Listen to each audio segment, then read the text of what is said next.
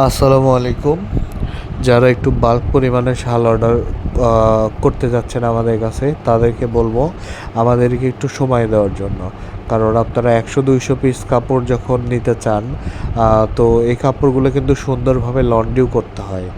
এই লন্ড্রিটা যদি সময় নিয়ে লন্ড্রি না করা হয়, তাহলে কিন্তু কাপড়ের ফিনিশিংটা ভালো আসে না। আর আমরা একটা জিনিস চাই হচ্ছে কাপড়ের কোয়ালিটিটা মানে ভালো করে দিতে, মানে মানে ভালো মানের কাপড়টা আপনাকে প্রোভাইড করতে। আমাদের লাভের রেশিও কম থাক, অসুবিধা নাই, কিন্তু কাপড়ের মানটা আমরা চাই যেন দিন দিন মানে বাড়াইতে আর কি। তাহলে মানে কাপড়ের মান যদি আমরা ভালো করতে পারি, তাহলেই না ধরেন মানে একটা কাস্টমারকে আমরা দীর্ঘদিন ধরে টিকে রাখতে পারবো আর কি।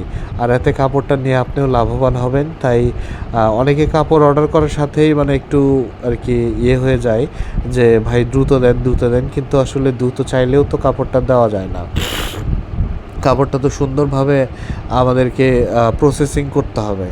হ্যাঁ, এই বিষয়টা কাইন্ডলি আপনারা মাথায় রাখবেন।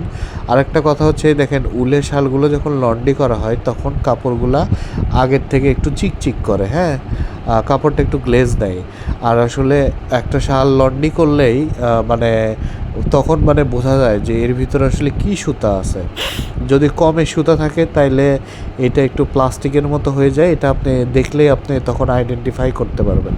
লন্ড্রি করলেই হিট দিলেই কাপড়ের ভিতরে যেটা যদি বাজে সুতা থাকে ওই জিনিসটা আপনার উপরে একবারে ভেসে আসবে, আপনি তখন এটা বুঝতে পারবেন।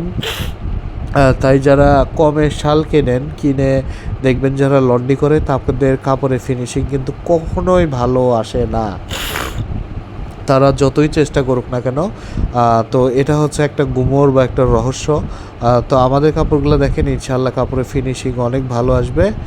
আর আমরা সাথে যারা আসলে কাপড়গুলো নেয়, সবাই যেহেতু বিজনেস করে, তাই আমাদের একটা টার্গেট থাকে তাদেরকে যেন একটা ভালো প্রোডাক্ট দিতে পারি এবং তারা যেন আসলে এই প্রোডাক্টটা মানে সেল করতে পারে আর কি। তো ধন্যবাদ আর কি সবাইকে। আর আমার প্রিয় হচ্ছে হেমায়েতুল্লাহ কাকা।